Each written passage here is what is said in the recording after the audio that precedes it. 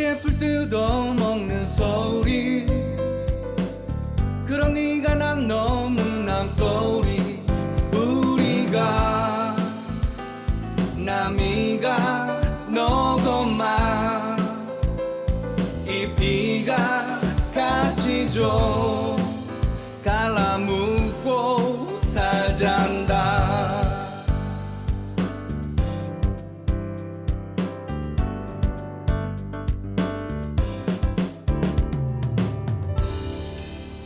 우리가 남이가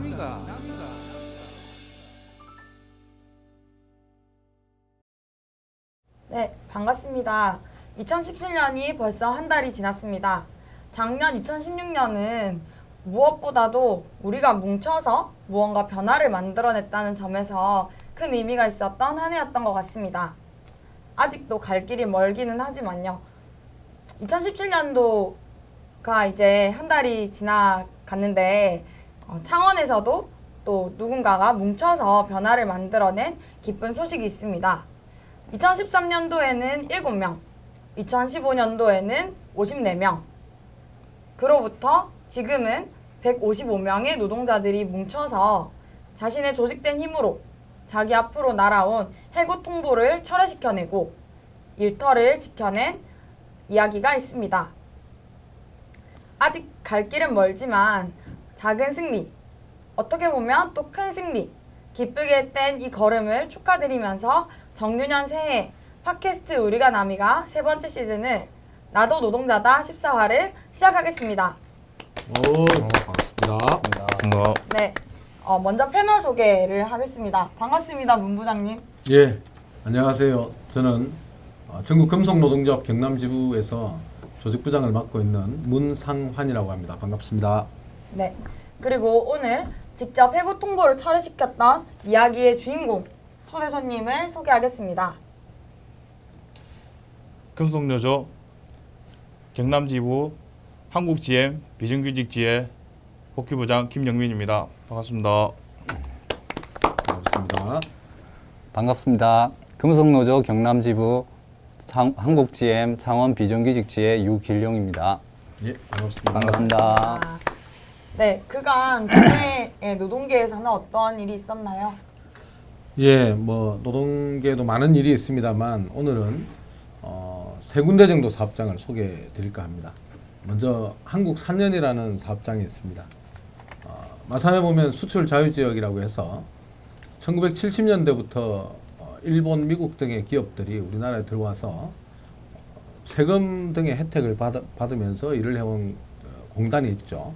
자유수출지역이라고. 그 수출 자유지역 안에 있는 한국산캔이라는 그 기업이 있는데 거기에 노동자들이 작년 10월 1일부터 정리해고라는 이름으로 길거리로 내몰려 있습니다.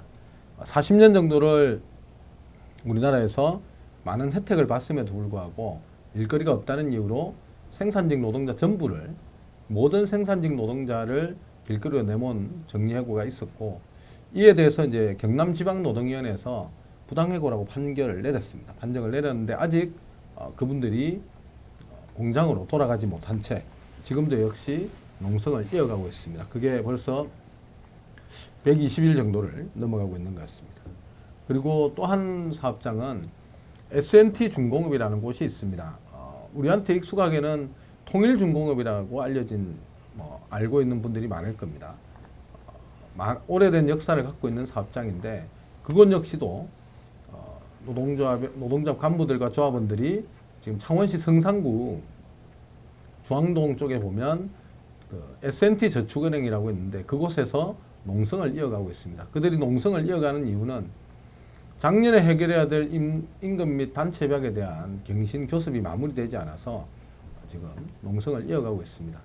회사는 많은 임금을 받는 것도 아닌데 임금 피크제를 하자고 주장을 하고 있고 노동조합은 임금 피크제가 아닌 정상적인 임금 인상을 요구하면서 시간이 길어지고 있습니다. 더욱 이제 좀 아쉬운 것은 S&T 중공업 같은 경우는 우리 지역에서 가장 오래된 기업 중에 하나임에도 불구하고 그리고 12년 연속으로 흑자를 냈음에도 불구하고 아직 13년 정도 단 한 명도 생산 현장에 정규직을 뽑지 않았습니다. 그만큼 좀 좀 상상이 좀 안 되는 그런 사업장이죠. 마지막은 이제 KR 모터스라고 하는 사업장이 있습니다. 그 남창원역 앞에 있는데요. 오토바이를 만드는 공장입니다. 이것도 역시 원래는 S&T 모터스였는데 S&T 그룹이 인수한 지 몇 년 만에 수많은 흑자를 남기고 코라우 그룹이라는 곳에 남겼습니다. 그래서 그 코라우 그룹이 지금 라오스에 있는데 우리나라 출신의 이제 기업이죠. 우리나라 출신의 기업이 오토바이를 생산하면서 다시 이제 한국에 있는 S&T 모터스를 인수해서 KR 모터스가 되었는데 그것이 갑자기 공장을 옮기겠다고 해서 그 공장을 옮기겠다는 것이 알려지면서 노동자 간부 및 조합원들이 농성을 이어가고 있습니다. 이처럼 사실은 이제 2017년 새해를 맞이해서 새로운 임금 교섭 방법 또는 임금 교섭을 위한 준비 또는 단체 협약 갱신을 위한 준비를 해야 되는데 작년 2016년 문제도 마무리를 하지 못해서 지금도 농성을 이어가고 있는 세 군데 사업장이 있어서 오늘은 그 세 군데 사업장의 분들을 소개하는 것으로 도내 노동계 소식을 대신하도록 하겠습니다. 네, 마음이 가볍지 않습니다. 박근혜가 이제 탄핵 수순을 밟고 있다고는 하지만 우여곡절이 있지만 이제 아직까지 우리가 갈 길은 멀었다는 생각이 듭니다. 그런데 그 와중에서 그나마 또 승리의 소식이 있어서 또 힘을 우리가 주고 받으면서 새해를 시작할 수 있기도 한 것 같은데요. 이 해고가 처리되었다는 얘기를 삼승계가 되었다 이렇게 표현을 하더라고요. 정말 축하드리는데 삼승계가 뭔가요? 저희 지혜가 말하는 삼승계는 이제 다른 이제 사업장하고 좀 다르게 비정규직이다 보니까 고용과 근속, 그다음에 노동 조건 이렇게 세 가지로 회사에 요구하고 있었고 그것이 이번에 이제 한 11월 달부터 투쟁을 시작해서 12월 30일 날 종료가 되면서 받아내면서 끝냈습니다. 이 고용이라고 하면 모든 조건이 다 들어가지 않냐라고 생각하시는 분들이 있는데 저희 비정규직이다 보니까 이런 사소한 부분 하나하나까지 잡지 않으면 그걸 놓치고 가게 되면 이 업체들이 그 조건들 하나하나씩 빼서 더 안 좋은 조건으로 만들기 때문에 좀 더 구체적으로 만든 게 저희는 삼승계로 이런 식으로 고용, 그다음에 근속, 이게 노동 조건으로 하고 있었습니다. 네, 근속은 어떤 거죠? 근속은 경력을 인정해달라는 거였습니다. 왜냐하면 저희 같은 경우에는 일반 기업들하고 조금 다르게 한국 GM 내에 있다 보니까 근속을 만약에 없이 가게 되면 신규 사원이 됩니다. 또 신규 사원이 되면 아시다시피 2년이 안 되면 정규직으로 인정을 안 할 수가 있거든요. 그렇기 때문에 마음에 드는 직원들은 계속 고용을 인정을 하고 마음에 안 드는 직원들은 또 집에 가라 이렇게 할 수가 있기 때문에 그래서 저희가 근속은 챙기고 가자 이렇게 해서 근속을 특별하게 요구를 좀 했었습니다. 아무래도 비정규직이다 보니까 계약 해지라는 이름으로 합법적으로 그렇죠. 해고를 할 수 있는 거잖아요. 그런 점에서 정말로 중요했을 것 같습니다. 그러면 GM에 고용돼 있던 게 아니셨나 봐요.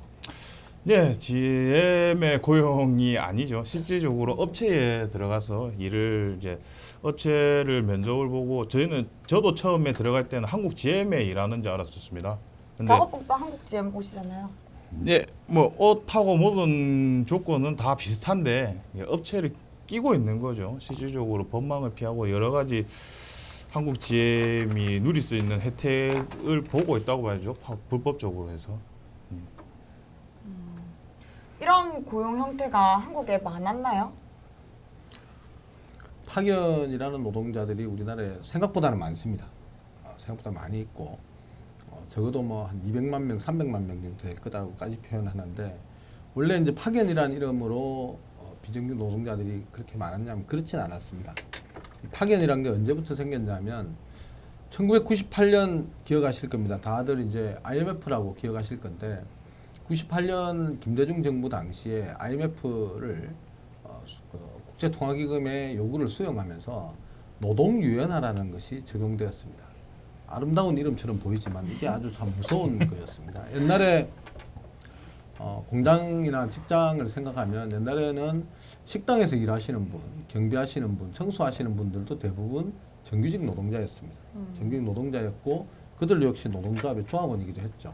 그런데 IMF를 지나가면서 국제통화기금에서 요구하는 고용유연화를 노동유연화, 고용유연화라는 것을 받아들이면서 예전에는 정규직이었던 노동자들이 비정규직 노동자가 됩니다. 그들에게 근데 파견이라는 아주 우아한 이름을 붙여서 제도를 만들었고 심지어는 법도 이번엔 불법 파견 이렇게 나오지만 파견법이라고 표현하는 법에 사실의 원 이름을 보면 파견 노동자의 보호 등에 관한 법률 이렇게 되어 있습니다. 보호한다고 하는 법이지만 사실은 보호하지 않는 법인데 이것은 이제 IMF를 거치면서 늘어나게 됐고 원래 제한이 되어 있습니다. 이제 한국 GM 비정규직을 불법 파견이라고 하는 것은 이 파견이라고 하는 것 속에도 사실은 이제 경비, 청소 등의 업무로 제한돼 있고 생산 공정에 직접 그러니까 한국 GM은 자동차를 만들잖아요. 자동차를 만드는 조립 공정에는 지금처럼 이렇게 파견 노동자를 사용할 수가 없습니다. 그런데 한국 GM이 파견 노동자를 사용했기 때문에 불법 파견이다 이렇게 하는 거고 보통 우리의 주변에서 보는 파견 노동자들은 근무를 청소하시는 분들, 경비하시는 분들이라고 보시면 돼요. 근데 이제 이렇게 이제 IMF 때 만들어진 파견이라는 것이 이제 실제로 고용한 사람과 나를 고용한 사람과 일을 시키는 사람이 다르다는 거죠. 그래서 이게 불법 파견이라는 것이 이제 처음 알려진 것은 제 기억에는 2003년 정도로 기억하는데 2002년, 2003년 정도로 기억하는데 광주에 있는 캐리어 에어컨 만드는 공장에 노동자들이 불법 파견 제기를 해서 노동부가 인정하기 시작하면서 제조업의 불법 파견이라는 것이 알려졌고 우리나라 이제 자동차 공장들 현대자동차나 기아자동차 여기 나와 있는 우리 한국 GM 마찬가지로 자동차 공장에 있는 노동자들 같은 자동차를 만드는데 어떤 노동자는 뭐 오른쪽 바퀴 끼고 어떤 노동자는 왼쪽 바퀴를 낄 뿐인데 업체란 이름으로 이제 비정규직으로 되어 있던 노동자들에 대해서 대법원이 불법 파견 이 사람들은 원래 한국 GM으로 치면 한국 GM에 고용되었어야 될 노동자들이다 라고 이제 대법원이 판정을 내렸고 그 판정에 따라서 이제 정규직 전환을 한 현대자동차 같은 경우는 상당수의 인원을 정규직 전환했고요. 한국 GM도 그런 과정을 거칠 수밖에 없을 거다 이렇게 보고 있습니다. 네, 얘기를 들으니까 법이라는 잣대가 과연 평등한가 만인 앞에 한 번 더 생각해 보게 됩니다. 우리가 집회 시위를 나가면 아주 사소한 부분이라도 불법이니 합법이니 하면서 이제 집회 시위에 참여한 사람들의 자유를 조금이라도 더 통제하려는 모습을 저는 그간 많이 봐왔다고 생각을 하는데 반대로 이 비정규직 불법 파견 문제에 대해서는 그 노동자들이 스스로 말하기 전까지는 계속 일어나고 있는데 알려지지도 않고 누가 뭐 지적하지도 않고 바뀌지도 않았다는 거잖아요. 그런 점에서 과연 이 법이 정말로 평등하게 적용되고 평등하게 만들어졌는가 하는 의문이 생기는 것 같습니다. 말씀을 들어보니까 결국 그런 거잖아요. 한국 GM 안에서 똑같은 옷을 입고 똑같은 곳에서 일을 하는데 누구는 정규직이고 누구는 비정규직이라는 거잖아요. 그렇죠. 네. 그래서 실제로 이제 어떤 데서 일을 하셨고 네. 정규직들이랑 같이 일을 하셨나요? 네, 저희는 지금 기존의 한국 GM 안에 마티즈였죠. 마티즈를 생산하는 라인에서 일을 하다가 지금은 이름이 바뀐 스파크 생산 라인에서 실제로 지금도 정규직과 마주 보면서 앞에서 부품을 만들어진 부품을 받아서 저희가 이제 조립을 하는 형태로 그런 형태로 지금도 일을 하고 있습니다. GM에서 일하신 지 얼마나 됐어요? 지금 올해 11년 차 정도 되고 있습니다. 오래 일하셨네요. 그 정규직이랑 그러니까 네. 11년 동안 일하시는 기간에서 네. 정규직이랑 하는 일에 비해서 네. 뭔가 좀 더 쉬웠다 혹은 힘들었다? 강도나 뭐 이런 건 어땠어요? 아무래도 지금 저희가 비정규직 지혜가 형성되기 이전 지금도 그렇게 막 많이 되게 그 근무 환경이 좋아졌다고 말은 못 하는데 그 이전에는 더욱더 많이 열악했었죠. 보면 정규직이 한 100의 일을 한다 그러면 저희 같은 경우에는 150, 많게는 170, 거의 한 70% 이상의 일을 더 많이 한다고 저는 그렇게 일을 했던 것 같습니다. 그런데 돈은 더 적게 받잖아요. 저희는 최저 시급의 최대의 노동력을 착취한 그런 상황인 거죠. 그러니까 네. 비정규직이다 보니 뭐 지금은 노조가 생겨서 뭐 할 말을 한다고 치더라도 그게 실질적으로 힘을 발휘할 수 있을 만큼의 그 조직력이 아직 갖춰지지 않았다 보니까 아직까지도 최저 시급의 막대한 노동력을 이제 강요를 하고 있는 거죠. 뭐 요거는 계속 하고 있는데 실제로 잘 받아지지 않는 상황이고 업체 관리자들한테 요구를 하면 원청에서 내려오지 않아서 안 된다. 원청에서 인정해야지 인원을 하나 더 넣을 수 있다. 뭐 이런 내용들만 듣는 거죠. 작년에는 6,030원 받으시고 올해는 6,470원을 받으시네요. 아니요, 거기서 조금 더 받아오고 네. 네.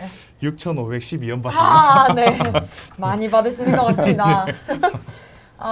그러면은 이제 이 불법 파견에 대해서 노동자들이 목소리를 전국에서 내기 시작하면서 창원 공장까지 영향을 미치게 된 거고, 이제 한국GM 창원 공장에서도 불법 파견 소송을 하면서부터 노동조합이 더 커지게 된 거네요. 네, 그렇죠. 네. 저희가 이제 아까도 처음 시작할 때 말씀하셨지만 7분이 시작을 하셔가지고 2015년에 거치면서 이제 그때는 그러니까 1차 이제 저희 지금 정규직으로 전환되신 분이 있어요. 16년도 10월달에 5분이 전환되셨는데 그분이 처음 1차로 승소를 하셨을 때 50명으로 인원이 늘었습니다. 인원이 50명은 늘고 마지막 대법원 판결이 2016년 6월 10일 날 났는데 그때 인원이 150명까지 늘어났습니다. 그렇게 이제 재판을 걸치면서 인원이 좀 늘어난 것은 사실이고요. 그리고 실질적으로 그렇게 늘어난 인원들이 노동조합의 존재가 몰랐던 거죠. 그전에는. 근데 활동을 하고 노동조합의 존재를 알면서 좀 더 진지하게 소송뿐만이 아닌 우리 생존권, 우리의 지금 당장의 이제 노동 조건이라든가 임금 이런 것들을 위해서 좀 투쟁하는 방향으로 조금씩 바뀌어가고 있는 과정이죠. 뭐 왜 이렇게 당연한 걸 GM이 지키지 않고 오히려 대법원에서 판결까지 난 거잖아요. 네. 네. 근데 왜 이런 법도 지켜지지 않는 걸까요? 아무래도 좀 기업들이 가장 추구하는 이윤 때문에 그렇지 않을까. 저희 같은 경우에는 아무래도 정규직과 비용 차이가 많이 나다 보니까 그런 부분도 무시 못하고 아무래도 저렴하게 쓸 수 있으니까. 쓸 수 있고 그리고 또 비정규직들 같은 경우에는 해고를 또 손쉬운 해고를 할 수 있으니까 그런 부분 때문에라도 이제 정규직으로 전환시키는 그런 부담감을 안고 시키려고 하진 않겠죠. 우리나라에 현재 비정규직이 많은 상황입니까? 예, 뭐 앞에 설명을 드렸듯이 파견 노동자가 한 200만에서 300만 보고 있고 요즘 전체 노동자를 뭐 1,700만, 1,800만 표현하는데 그 중에 절반 정도가 비정규직 노동자로 보고 있습니다. 쉽게 생각하면 이렇습니다. 옛날에는 아버지 혼자 벌어서 집에 한 4-5명의 식구가 먹고 살았어요. 얼마 전까지는 뭐 한 2명 벌면 뭔가 아버지 어머니가 같이 벌어서 먹고 살았다면 요즘은 20살이 되면 다 이제 나가서 최저임금이라도 받아와야 되는 그렇게 이제 비정규직 노동자가 확대되고 있기 때문에 그런 상황까지 이어지는 거죠.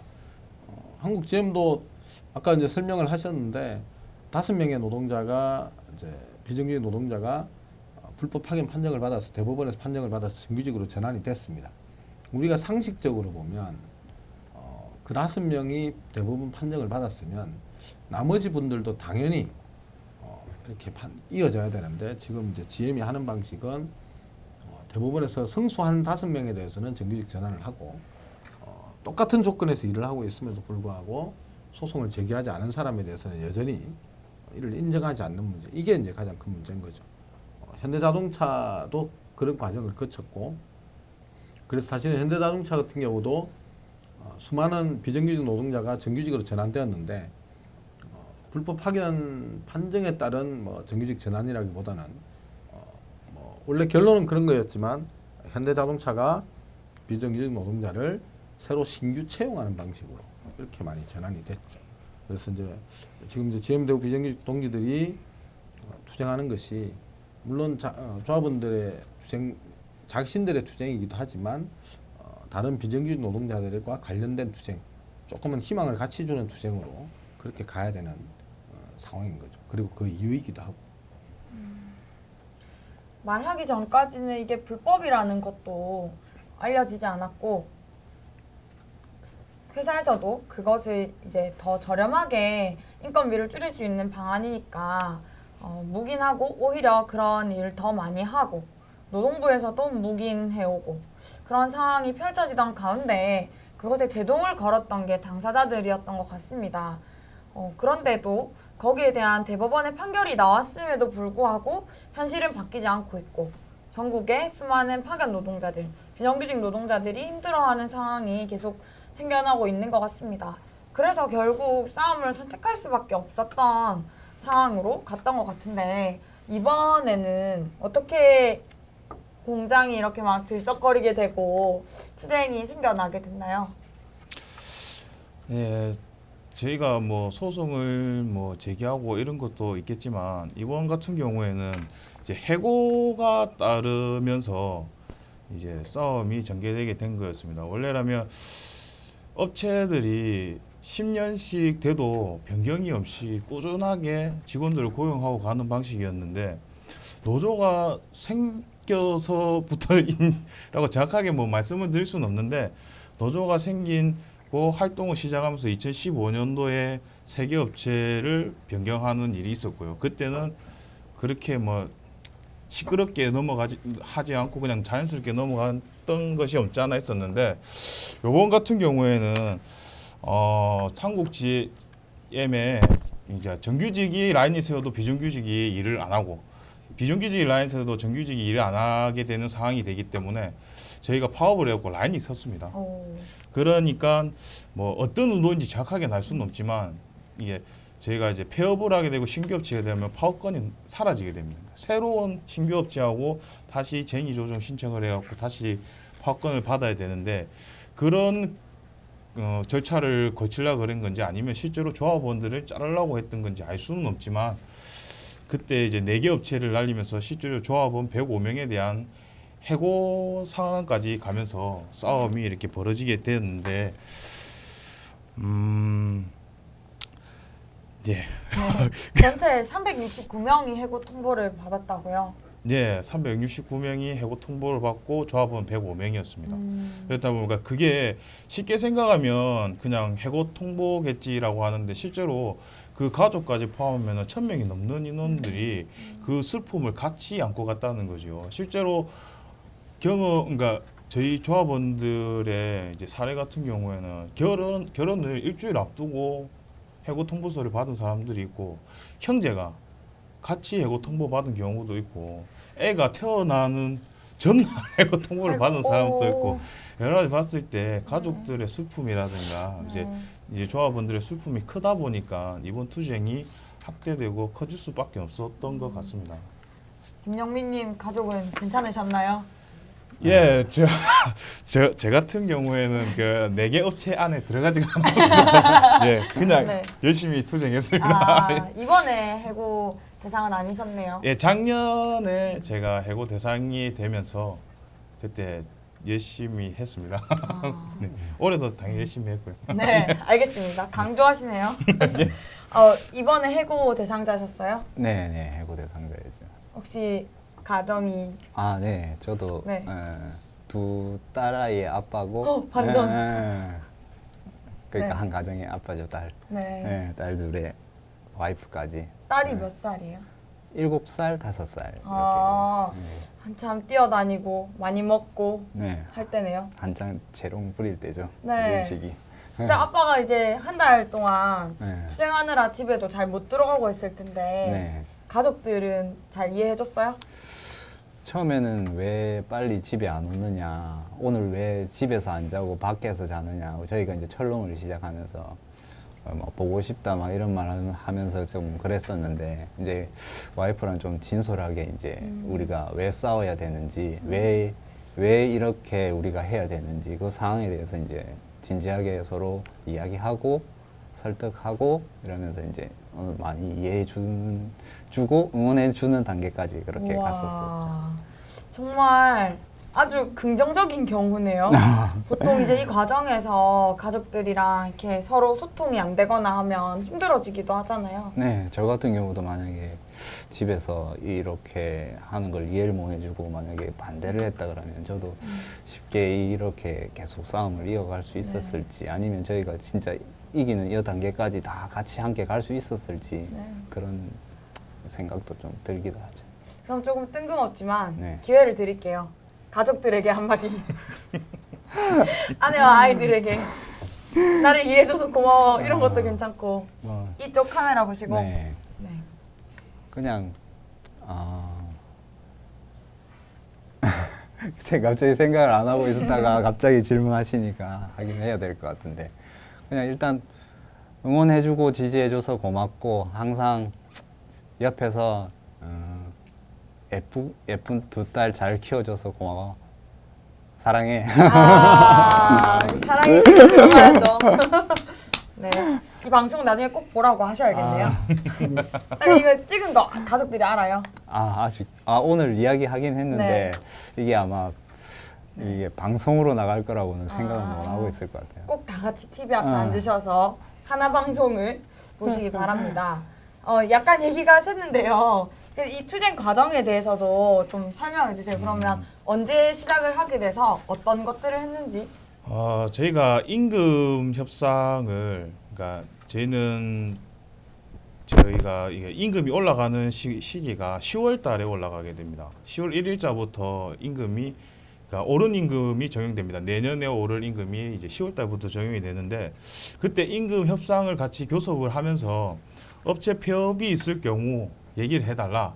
그리고 업체 폐업에 대한 이제 뭐 정확한 내용을 전달 좀 해달라 미리 얘기를 한 상태에서 11월 달부터 폐업에 대한 이제 부분 파업을 시작했습니다. 11월 달부터 시작해서 이제 잘 안 되기 시작하면서 12월 달에 이제 11월 30일이죠. 네, 30일 해고 통보서가 날라오면서 본격적인 이제 투쟁이 시작됐고요. 그러면서 이제 경남지부 주최로 해서 바로 기자회견이 2일날 바로 나오고 나서 이제 투쟁을 이제 일주일에 2시간씩 4시간씩 이렇게 파업을 늘려가면서 이제 14일날 이제 철야 농성에 들어가야 됐습니다. 이제 그때는 이제 전면 파업까지 생각하고 왜냐하면 360명이나 인원이 작은 인원도 아닌데 그런 큰 인원을 겨우 종이 쪼가리 하나로 자른다고 하니 저희 같은 경우는 그런 결심을 할 수밖에 없는 상황이었고요.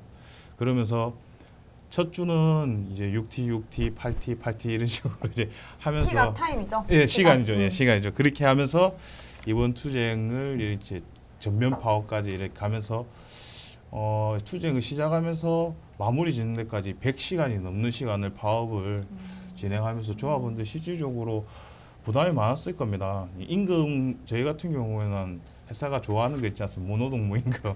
임금을 주지 않는 상태이기 때문에 파업을 하는 것도 부담이 큽니다. 실질적으로 가정에 있는 분들이 대부분인데다가 한 달 월급이 안 들어오게 되면 가정 생활이 힘든 상황이라도 이 안 좋은 상황을 바꾸고 싶은 열망으로 이제 투쟁을 전개한 거죠. 네, 좀 안 좋게 생각하고 이런 노동자들의 진심을 좀 이해하지 못하는 오해하시는 분들 같은 경우에는 파업하는 장면을 보고 되게 뭐 떼쓴다? 이렇게 보시기도 하잖아요. 근데 그런 편견들이 아직까지도 많이 남아 있는 것 같은데 실제로는 그 파업을 하려면 감수해야 될 게 너무 많잖아요. 그렇죠. 저희도 일하고 돈 받고 그냥 돈을 많이 받으면 당연히 뭐 가정에 뭐 딸 자식 있는 사람들은 자식들한테 좀 더 좋은 환경을 만들어 주시고 일하는 게 더 편합니다. 실질적으로 파업을 하면 쉬지 않고 저희가 뭐 파업을 하면 앞에 앉아가지고 그냥 농성만 하고 이러는 것 같아도 실질적으로 뭐 프로그램이라든가 여러 가지 일을 하기 때문에 실제로 조합원들 요번에 다 파업을 진행하면서 얘기를 하는 말이 야 그냥 일하는 게 편하다 이런 말을 할 정도로 저 파업이 쉬운 게 아니거든요. 그 많은 거를 감수하고 또 이제 경제적으로 어려워지는 것도 감수할 만큼 뭔가 가치가 있고 해야만 하는 일이었기 때문에 했다는 얘기를 좀 하신 것 같습니다. 그 저도 이제 듣기로는 뭐 진짜 가정도 있고 한참 이제 아이들이 크면 클수록 돈도 많이 들어가잖아요. 근데 이제 당장에 파업을 하면 그 다음 달 월급이 줄어드니까 뭐 통장 마이너스 한도를 늘리러 가시기도 하고 한다고 들었던 기억이 나는 것 같습니다. 뭐 그 과정에서 이제 점점 더 12월 31일자로 해고를 당하실 뻔하신 거잖아요. 네. 그래서 해고될까봐 좀 불안하셨을 것 같은데 네. 좀 힘드시진 않았는지 네. 어떤 마음으로 싸우셨나요? 처음에 막연하게 그냥 저희가 이제 이 투쟁을 시작하면서 처음에는 해고를 주위에서 이제 해고를 받을 수도 있겠다 이런 막연한 생각만 하고 있다가 막상 12월 1일자로 해고 예고 통지서를 받고 나니까 잠이 안 오는 거예요. 새벽에 이제 출근하기 저희가 같은 경우에 보통 5시에 일어나는데 5시 알람 소리 듣기 전에 한 2시나 3시쯤 되면 잠이 깨는 거예요. 그때부터 이제 오늘은 또 어떻게 되려나 항상 그 회사에서 이번에는 고용 3승계를 해주려나 고용을 시켜주려나 이 생각 때문에 잠을 못 자는 거예요. 그렇게 지내고 마냥 불안한 거죠. 그냥 매일매일 불안하고 저도 저지만 이제 아무래도 가족들이 있다 보니까 와이프도 집에서 이제 말은 이제 괜찮다고 이야기를 하지만은 당장에 이제 내년에 이제 저희가 이사를 가야 되는 그런 상황인데 그때 이제 어떻게 할 거냐, 잔금은 어떻게 치를 거냐 이런 부분까지 이제 생각을 하고 해야 되니까 저 몸 힘들고 파업하고 뭐 투쟁하면서 몸 힘든 건 다 괜찮은데 가족들이 힘들어하는 거 볼 때가 제일 마음이 아프죠. 이제 내가 좀 지금 내가 할 수 있는 게 없으니 그러니까 열심히 투쟁하는 거 말고는 방법이 없으니까 가족들한테 해줄 수 있는 건 내가 그거밖에 없으니까 그게 제일 마음이 좀 아프죠. 길게 봤을 때는 이 투쟁도 가족들에게 더 이로운 거라는 생각 때문에 그렇죠. 하셨다는 거잖아요. 네, 최소한 이제 저희 아이들이 커서 자라났을 때는 비정규직으로 살더라도 그래도 좀 나은 여건에서 아예 지금보다 나은 철폐는 안 되도록 철폐를 외치고 있지만 솔직히 어려운 게 그게 현실상 어려운 건 맞으니까 좀 더 나은 환경에서 살 수 있게 해주기 위해서 그래도 목소리를 내야 된다고 그렇게 생각합니다. 영민님은 어떤 마음으로? 네, 저 같은 경우에는 뭐 이번 사례는 아닙니다. 뭐 작년에 저희가 이제 제일 해고 통보서를 저희 쪽에서 제일 처음 받았습니다. 올해는 뭐 4개 업체 다 받았는데 작년에는 저희 업체만 받았었는데 처음 딱 무슨 봉투를 나와주더라고요. 일하고 있는데 그래갖고 봉투를 딱 받았는데 뭐지 하고 딱 이러는데 해고 통보서더라고요. 그때 일을 하고 있을 때 받아가지고 너무 화가 나가지고 그때 이제 뭐 연락을 이렇게 저렇게 해가지고 이거 파업 돌입하는 게 맞지 않겠냐 이래 해가지고 진짜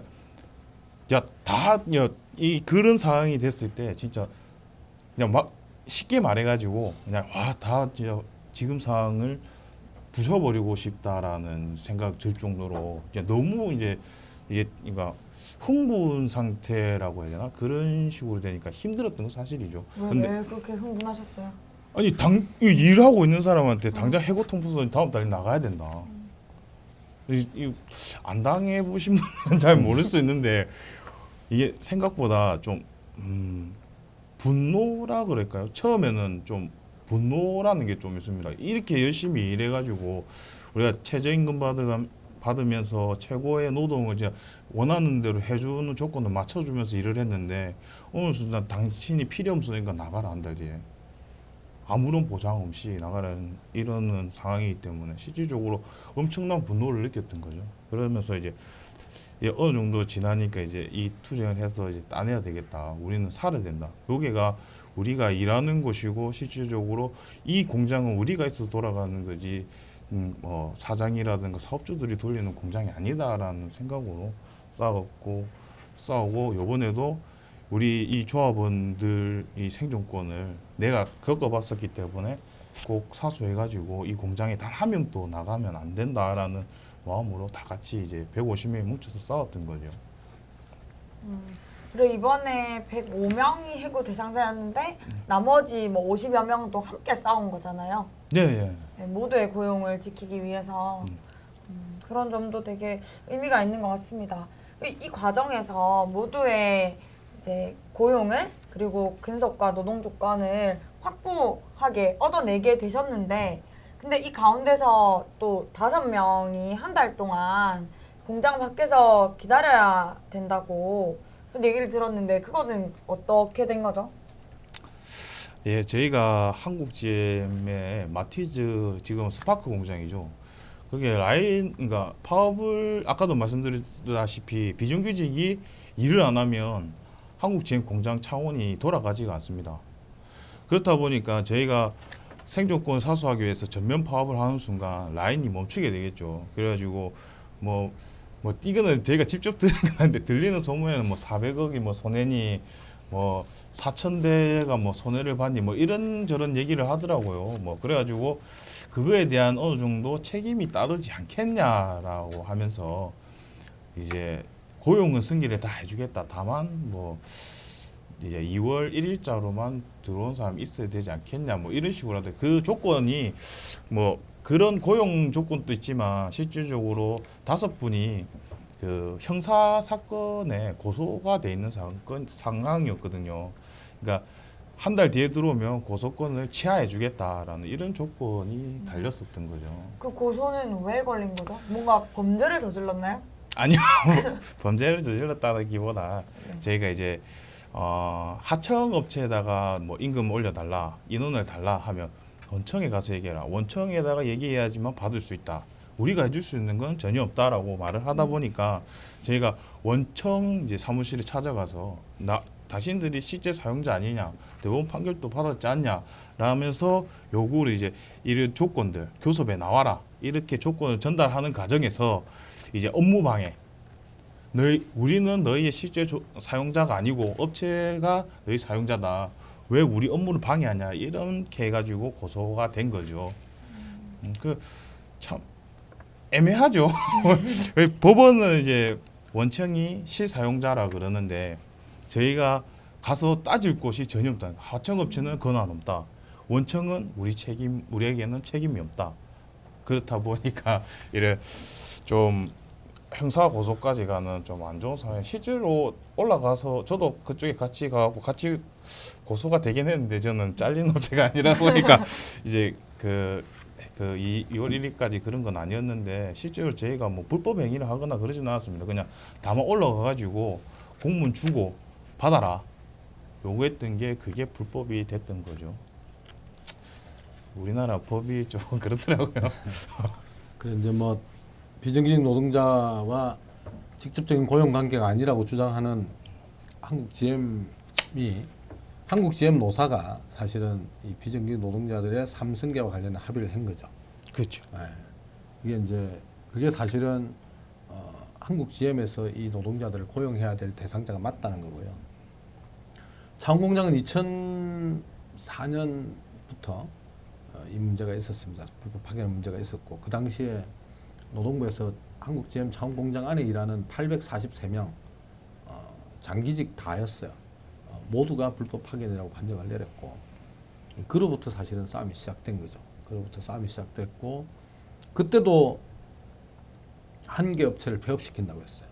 아마 제 기억은 대정이라는 업체인데 대정이라는 업체를 폐업시키겠다고 하면서 비정규직 노동자들의 투쟁이 이어졌고 그때는 아마 지금처럼의 정치 사회적 분위기였다면 그때 좀 어떤 분위기로 갔을지 모르겠습니다만 그때는 용역들이 들어와서 용역 경비들이 들어와서 비정규직 노동자들 그때도 뭐 비정규직 노동자들의 투쟁으로 한국GM 창공장 라인을 멈추기도 하고 했었는데 그때는 용역 경비들이 들어와서 이제 좀 폭력적으로 비정규직 노동자들 투쟁을 무너뜨리기도 했었고 이 투쟁을 함께 도와줬던 우리 정규직 노동자들이 집행간부에서 밀려나기도 하고 그런 우여곡절을 겪었습니다. 근데 이제 이번에는 뭐 우연인지는 몰라도 10년 전에 그 당시에 비정규 노동자들과 함께 뭔가를 풀어보려고 했던 분들이 다시 정규직 노동자 간부로 올라왔고 그래서 이번에 잘 뭐 3승계가 풀리는데 물론 이제 정규직으로 아직 전체 전환은 하지 못했지만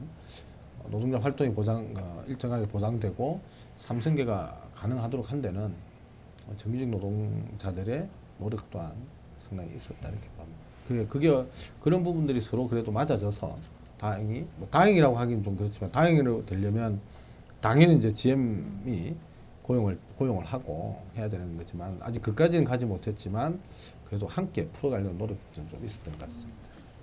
그러면은 그 5분 이번에 한 달 기다리시게 된 분들이 결국 이제 노동자들의 권리에 대해서 앞장섰던 사람들, 이제 앞장섰던 사람들이 많겠지만 그 중에 회사한테 찍혀 있는 사람들이 한 달 동안 기다리게 된 거잖아요. 그러면 이제 그분들의 얘기도 한번 들어봐야 되지 않을까 하여서 이제 그 무급 대기자 중에 한 분, 남윤성님을 초대하도록 하겠습니다. 박수 치는 거죠? 반갑습니다. 네, 반갑습니다. 네, 소개해 주세요. 네, 저는 금속노조 경남지부 한국GM 창원 비정규직 지회 조합원 남윤성입니다. 반갑습니다. 네, 반갑습니다. 한 달 동안 공장 밖에서 기다리시게 됐다고요? 네, 그렇죠. 네, 어쩌다가 그렇게 되셨나요? 크게 잘못한 건 아닙니다. 뭐 크게 잘못한 건 아닌데 회사 입장에서 봤을 때는 선봉에서 이제 마이크를 잡고 선동을 했다는 이유로 15년 3월 달부터 그렇게 고소장이 날라왔더라고요. 그 인상이 좀 그렇죠. 위협적이긴 하네요. 마음은 따뜻합니다. 아, 네. 그렇게 고소장이 날라오고 크게 솔직히 왜 그런지 모르겠어요. 노동자의 권리가 있죠. 그 권리를 다했을 뿐인데 고소장이 날라온다는 것 자체가 저는 솔직히 처음에 이해를 못했습니다. 솔직히 좀 분노감이 느끼기도 했고 우선 그렇죠. 그러면은 이번에 원래 해고 대상자이셨던 거죠? 네, 그렇죠. 네. 이번에 저희도 360여 명에 그 중에 한 명으로. 네. 근데 마지막까지 이 5명이 포함될지는 솔직히 몰랐습니다. 해고 통지서를 받으셨을 때 네, 딱 어떠셨나요? 딱 받고.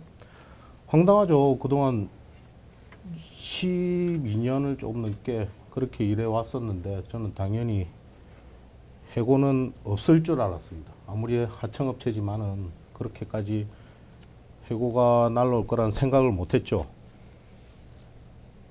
솔직히 좀 서운했습니다. 많이 회사에 서운했고 그렇죠.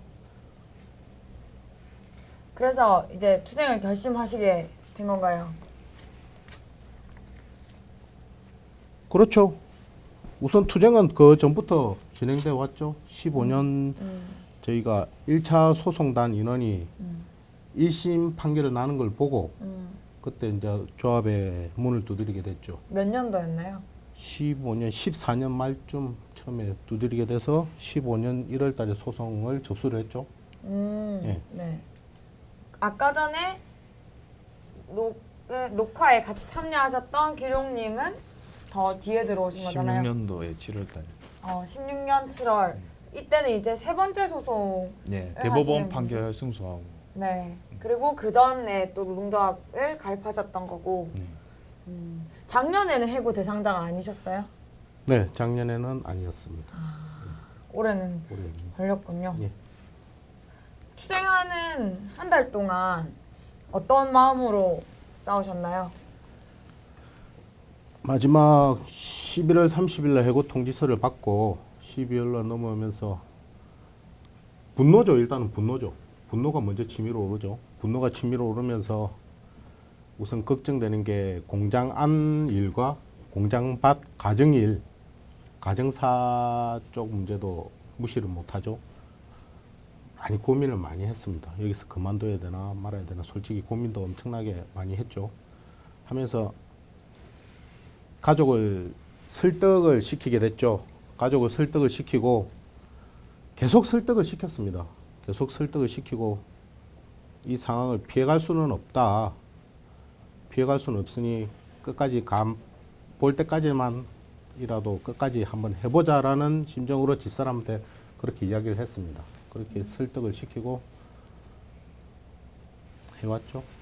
설득하는 과정이 어려우시진 않았어요? 그렇죠. 집사람은 엄청나게 반대를 많이 했죠. 네가 왜 고소를 당해야 되냐. 왜 얼마나 어떻게를 했길래 도대체 고소까지 당하냐. 아마 고소당한 인원들은 대부분 아마 그 당사자들은 마음을 아마 알 겁니다. 그 고소라는 그 두 글자에 얼마나 압박감이 오는지. 이게 이제 노동조합이 파업을 하는 것은 네. 원래 이제 헌법에 보장돼 있어요, 그죠? 헌법에 보장돼 있고 헌법에는 노동자들이 단결할 권리, 노동조합을 만드는 거죠. 단체 교섭할 권리, 회사와 교섭을 하는 거죠. 그리고 단체 행동을 할 권리를 헌법에 보장하고 있습니다. 근데 이걸 노동자들이 이렇게 노동 3권을 지키기 위해서 투쟁을 하면 전 세계 어느 나라도 이렇게 법 적용을 하는 경우는 잘 없는데 우리나라는 업무방해라는 것을 적용합니다. 노동조합의 단체 행동이라는 것이 사실은 회사의 정상적인 업무를 좀 이행되지 않도록 해서 방해를 해서 속된 말로 방해를 해서 회사가 노동자들이 파업하는 것보다는 차라리 교섭을 통해서 문제를 푸는 게 낫겠다라고 그렇게 움직이도록 하는 게 노동조합과 노동 3권에 대한 보장을 하는 건데 당연히 헌법에서 보장하고 있는 정의를 했다고 업무 방해라는 이름으로 이제 고소를 하는 것이 이제 한국 사회가 갖고 있는 가장 큰 문제죠. 이게 이제 노동조합을 바라보는 아주 보수적인 시각이 이제 그대로 드러나고 있는 거죠. 한국 GM도 그 모습을 그대로 보여주고 있는 거다 이렇게 봅니다. 누구에게 하시고 싶은 말씀 없나요? 아니면 사장한테, 업체 사장한테도 되고 GM 뭐 본부장한테도 되고 아니면 아내한테도 되고 차례차례 다 하셔도 되고요. 네. 집사람한테 미안하다는 말을 우선 전하고 싶고요. 일단 나를 믿고 따라와줘서 고맙고 앞으로도 이해를 좀 많이 해줬으면 하는 바람이고요. 그리고 저희 소송을 담당하고 계시는 판사님, 제발 좋은 판결로 당연한, 누구나 알고 있듯이 당연하다고 생각하는 판결을 내려주셨으면 고맙겠습니다. 이참에 다른 분들에게도 기회를 드리겠습니다. 누구한테 좀 얘기를 하고 싶으신가요? 갑자기 말씀을 하시니까 뭐 당연히 가족한테 하는 게 맞겠죠. 저희 집사람 같은 경우에는 제가 비정규직 노조 활동을 시작하면서 뭐 지금까지 거의 뭐 간부 역할만 계속 해오다 보니까 실질적으로 집에 돈을 많이 못 갖다 주고 있는 상황입니다. 그리고 이제 10개월 전에 애를 낳았고 이제 애가 10개월 좀 있으면 돌인데 많이 못 도와주고 함께 해줘야 할 시간이 좀 부족했던 것도 사실입니다. 그리고 요번에 이렇게 철야 농성을 하면 간부다 보니까 많은 시간을 철농장에서 지내게 됐는데 그런 거를 다 이해해주고 넘어가 준 게 너무 고맙고요. 그리고 뭐 이런 말은 좀 쑥스럽지만 뭐 저는 이제 제 집사람하고 아들하고 사랑하고 이제 앞으로도 좀 더 나은 이제 환경에서 같이 살기 위해서 지금 싸우고 있는 거니까 앞으로도 가정에 충실하는 가정이 되도록 노력할게. 네, 이 정도까지만. 네. 네. 떨리시나요? 아니요. 사랑한다는 말씀을 처음 해보시는 건 아니죠? 뭐 술 먹고 잘못했을 때만 하는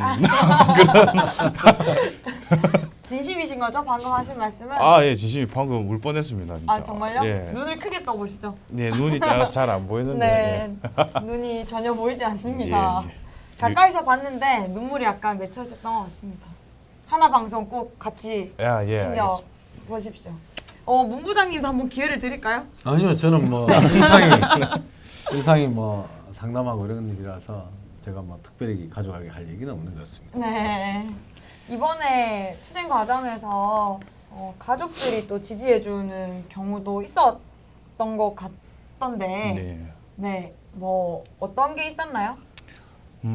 이번에 해고 되시는 이제 명단으로 올라가신 분 중에 이게 그 와이프 되시는 분이 더 분노를 하신 거죠. 왜?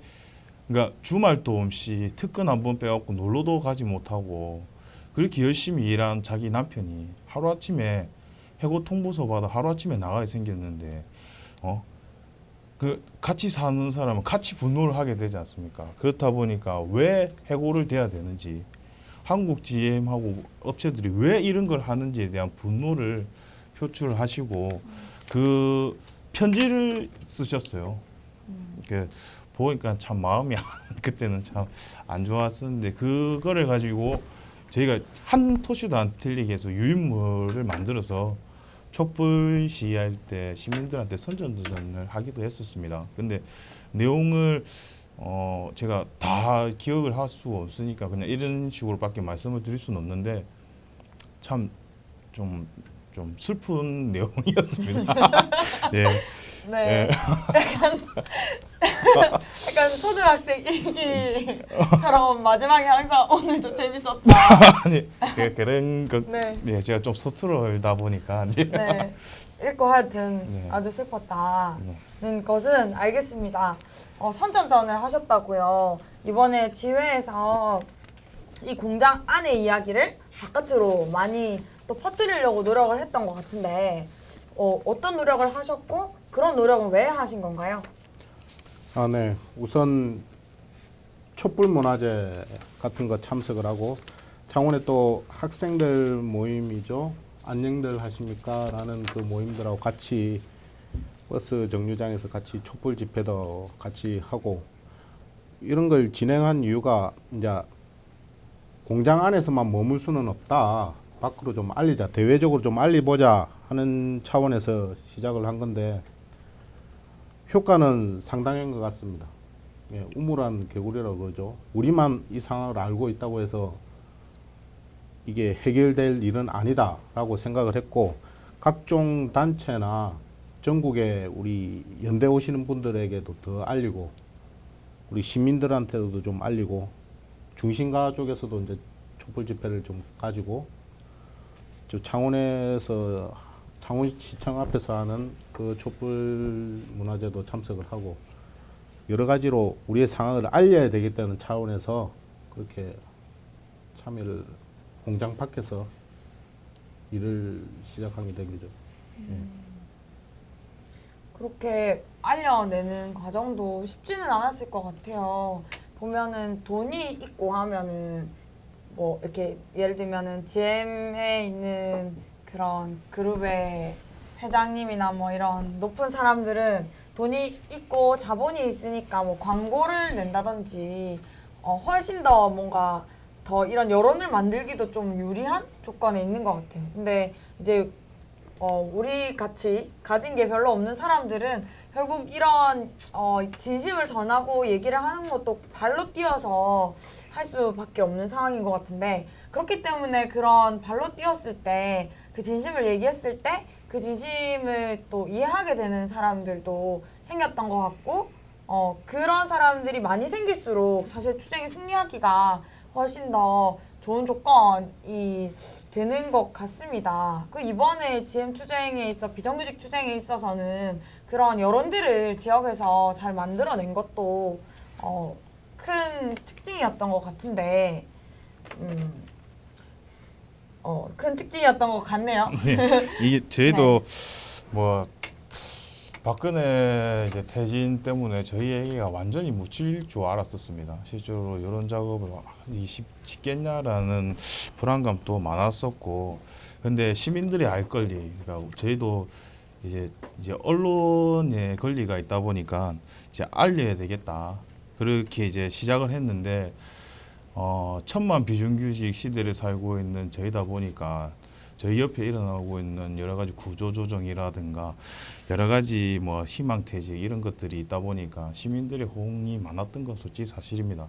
그러니까 다 같이 겪는 어려움이다 보니까 시민들이 많은 호응을 해주셨고 그 덕분에 그 힘을 받아가지고 저희가 이제 뭐 이런 승리를 하는데 시발점이나 뭐 발 이렇게 도움이 된 것 같습니다.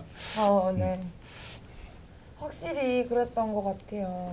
그냥 자기 공장 안에 있을 때, 자기 학교 안에 있을 때는 뭔가 내 문제 같고 나한테만 일어난 일 같았는데 막상 얘기를 해보니까 비슷한 일을 겪고 있는 사람이 많았다. 는 게 또 확인이 됐던 것 같습니다. 그래서 아까 전에 문 부장님이 얘기해주신 도내 노동계 소식도 그런 차원에서 좀 더 가까운 일로 느껴지기도 하는 것 같아요. 실제로 노동조합이 없는 곳에서는 더 이런 일이 많이 비일비재하게 발생하겠죠? 노동조합이 있는 곳은 그나마 뭐 이렇게 알려내기도 하고 뭔가 방법을 찾기도 하는데 노동조합이 없는 곳은 사실은 뭐 소리 소문 없이 사라지고 있는 거죠. 우리 뭐 조선소 노동자들 얘기 들어보면 올해 작년 말부터 올해까지만 해도 그제에 있는 조선소 노동자들 한 6, 7만 명이 일자리를 잃었습니다. 근데 물론 새롭게 일자리가 만들어지기도 하죠. 그렇지만 그 6, 7만 명이 일자리를 잃어가면서도 사실은 내가 왜 밀려나야 되는지 정말 하소연 한번 하지 못하는 상황이 더 많은 거죠. 중소사업장들도 마찬가지고 노동조합이 있기 때문에 그나마 자신들의 고용을 같이 모아서 힘을 통해서 풀려고 하는 거고 특히 이번에는 그런 게 있었던 것 같습니다. 이제 박근혜 대통령에 대한 탄핵 물결 그리고 한국 사회의 모순에 대해서 이제 많은 분들이 촛불을 들고 나오면서 아마 이전에 그렇지 않고 그냥 아마 비정규 노동자들만 투쟁을 했으면 또다시 2006년처럼 회사는 또는 이제 자본 GM에서는 또 용역 경비나 이런 걸 통해서 그걸 통제하려고 들었을지도 모르겠습니다. 그리고 정규직 노동자와 비정규직 노동자 간의 갈등을 유발해서 문제를 풀려고 했을지도 모르겠는데 이것이 이제 촛불로 한국 사회의 구조적인 문제 그리고 뭐 권력 이른바 가진 자들의 문제들이 다시 한번 좀 부각되고 이렇게 하면서 경찰도 그렇고 회사도 그렇고 쉽게 이 문제를 이제 힘으로 누르지는 못했다 그렇게 보입니다. 그게 한편으로 보면 우리 비정규 노동자분들이 바깥에 나와서 함께 투쟁하기도 했지만 그런 사회적 분위기도 함께 이 문제를 푸는데 서로 좀 도움이 됐다 이렇게 봅니다. 네, 확실히 큰 틀에서 보면 도움이 됐을 것 같습니다. 우리나라에 지금 노동조합이 얼마나 있죠?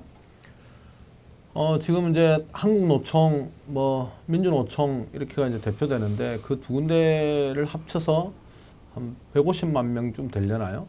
그러니까 전체 노동자가 요즘 이제 많이 늘었죠. 1,800만 명 이러는데 한국노총, 민주노총에 소속되지 않은 노동자까지 쳐도 180만을 넘기지 않을 것으로. 그러니까 한참 많을 때는 1989년 정도는 노동자들 5명 중에 1명이 조합원이었습니다. 근데 지금은 노동자들 10명 중에 1명도 조합원이 아닌 거죠. 그리고 또 하나는 예전에는 1987년 이후로 만들어진 많은 노동조합은 주로 덩치가 큰 우리가 많이 알고 있는 현대중공업, 현대자동차 뭐 이런데 우리 지역으로 보면 한국중공업 이런데 노동조합이 주를 이루었다면 최근에 만들어지는 노동조합은 우리 한국GM 비정규직 동료들도 있지만 비정규직 노동자들 그리고 서비스 노동자들이 많이 노동조합으로 들어오고 있고 그만큼 이제 노동조합의 범위는 넓어지고 있는데 그분들이 좀 더 자신들의 권리를 확보하기 위해서 싸워야 될 그런 과정은 더 좀 힘든 그런 모습들을 좀 보여주고 있습니다. 10명 중에 1명이라는 숫자가 되게 저는 새삼스럽게 다시 와닿았는데요. 그런 점에서 이 방송을 보시는 분들도 자기 일터에 노동조합이 없다면 이 얘기가 얼마나 남의 얘기처럼 들릴까 싶기도 하고 이제 촛불 집회에 정말 수많은 사람들이 나왔는데 집회에 나왔다가 다시 내가 일하는 곳, 나의 학교로 돌아갔을 때 느끼는 무기력함? 이런 것들도 또 있지 않았을까 하는 생각이 듭니다. 그래서 이렇게 더 많이 어쩌면 우리의 권리를 얘기할 수 있는 노동조합이나 뭐 단체들이 필요하지 않을까. 자기 스스로를 지킬 수 있는 그런 생각도 좀 드는 것 같은데요. 그래서 이제 혼자 싸우고 혼자 목소리를 낼 수도 없는 거고 같이 함께 살고 함께 싸워야 이제 모두의 생존권을 지켜낼 수 있다는 생각이 또 들기도 합니다. 그래서 한국GM 비정규직 지회에서는 공장에서 내 얘기만 알려내는 게 아니라 그런 다른 사람들의 이야기에도 함께 하려고 노력했다면서요.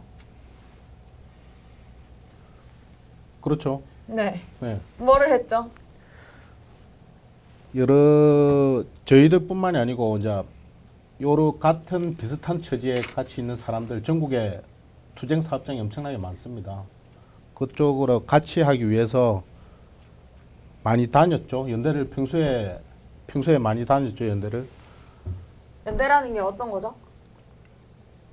그쪽 투쟁 사업장에 같이 가서 함께 해주고 같이 상황을 공유하고 같이 싸우는 방법을 찾을 수 있는 그런 직접 찾아가서 네. 같이 함께 할 수 있는 그걸 연대라고 하죠. 네.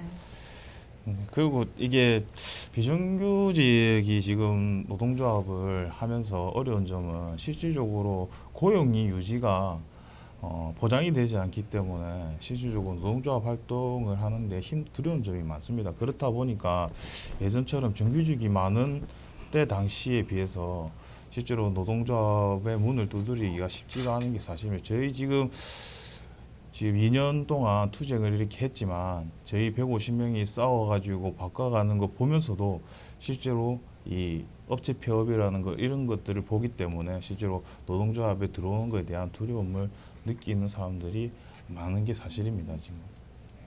그러면 이쯤에서 그런 아직 노동조합에 가입하고 있지 못한 네. 창원 공장의 비조합원들한테 혹은 전국에 이 노동조합이 없는 노동자들에게 한마디 할 수 있는 기회를 드리죠. 예, 전국의 노동자들이라고 하시니까 조금 부담스럽고 네. 제가 한국 GM에 있는 분들에 대해서는 제가 생각을 좀 하긴 했었기 때문에 제가 생각하는 거는 저희 비정규직 지금 한국 공장에서 일하는 사람이 1,000명 가까이 됩니다. 1차, 2차 다 합쳐가지고 3차까지 있는데 그 노동자들이 과연 그러니까 다 노동조합으로 가입하게 되면 뭐 정규직으로 전환도 가능하긴 하지만 첫 번째로 더 중요한 거는 지금 계약직 그러니까 단기 계약직 사원들이 거의 절반 가까이를 차지하고 있습니다. 실질적으로 장기 계약을 하고 있는 이 직원들이 만약에 노동조합을 같이 뭉쳐가지고 싸운다면 이 단기 이제 계약을 하고 있는 사원들까지 장기 사원들로 바꿀 수 있을 것이고 그 바뀌고 하면 싸움을 하다 보면 정규직도 쟁취할 수 있는 방향이 열릴 건데 지금 당장의 두려움이나 이런 환경에 대한 이 두려움 때문에 움직이지 못해서 바꾸지 못하는 이 현실이 좀 안타까운 게 사실이고요. 그래서 뭐 전국에 있는 노동자들한테 할 말이 있냐 이렇게 하면 특별히 부담스럽게 말씀을 드릴 수는 없고요. 노동조합이 있음으로써 바뀌는 거를 겪어보지 못했기 때문에 몸가입하시는 거라 저는 판단되거든요.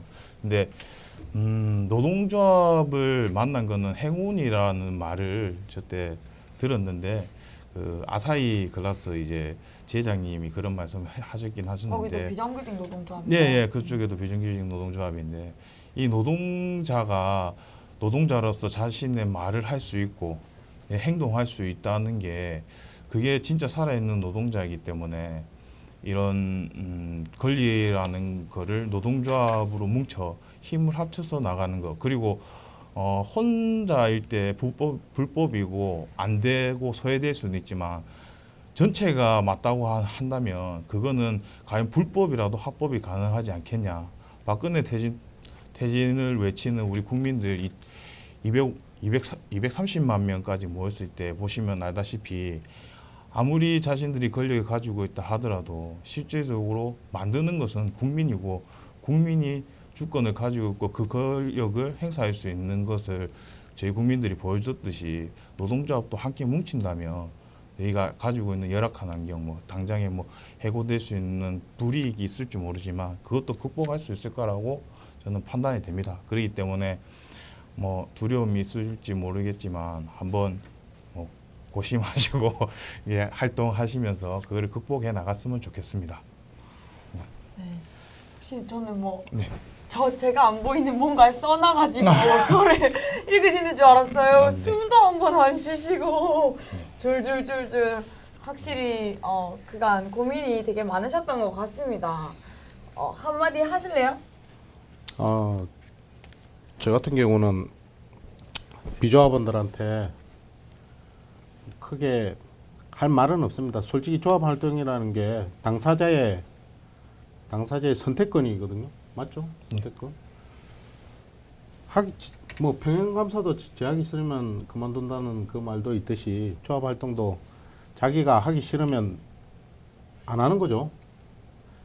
근데 그 안 하는 게 어떤 강압에 의한 안 하는 게 되면 조금 아쉬울 따름이죠.